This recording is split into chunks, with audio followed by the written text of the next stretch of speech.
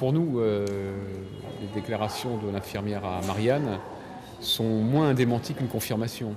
Pour la bonne et simple raison que ce qu'elle explique, c'est qu'elle a été mise sous pression, qu'elle a vécu dans un climat de peur, comme beaucoup de témoins dans l'affaire Bettencourt, et qu'elle a même été menacée de mort, ce qui sont quand même des paroles très fortes.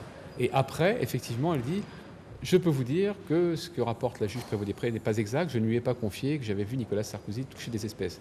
Mais après avoir dit ce qu'elle a dit, c'est-à-dire qu'elle a été menacée de mort, on imagine bien qu'elle ne peut pas tenir de propos accusatoires contre qui que ce soit, et surtout pas contre le président de la République. On ne peut pas trouver un témoin plus crédible et plus fiable que la juge Prévost-Després, qui a fait de nombreuses années au pôle financier, qui est présidente d'une chambre correctionnelle à Nanterre. C'est donc quelqu'un d'excessivement crédible et de compétent et de réputé pour son intégrité. En l'occurrence, elle a donné des informations parce qu'elle souhaite faire avancer l'enquête. À l'époque, elle ne pouvait pas le faire, c'était impossible. Elle était barrée au parquet de Nanterre par le procureur Courroy, ainsi qu'elle ne pouvait pas reproduire ce procès-verbal de déclaration des témoins puisqu'elle n'était pas saisie de ce volet de l'affaire. Elle était donc coincée. Nous, on est journalistes, on apporte des éléments, les éléments sont concrets, tiennent la route. La justice va s'atteler à vérifier tout ça, elle va faire son travail, les hommes politiques vont faire le leur, c'est-à-dire peut-être mettre en place des commissions d'enquête, ce genre de choses. Très bien. Nous, on se borne à être journalistes. Donc les polémiques avec Alain Juppé ou autres, c'est pas du tout notre créneau.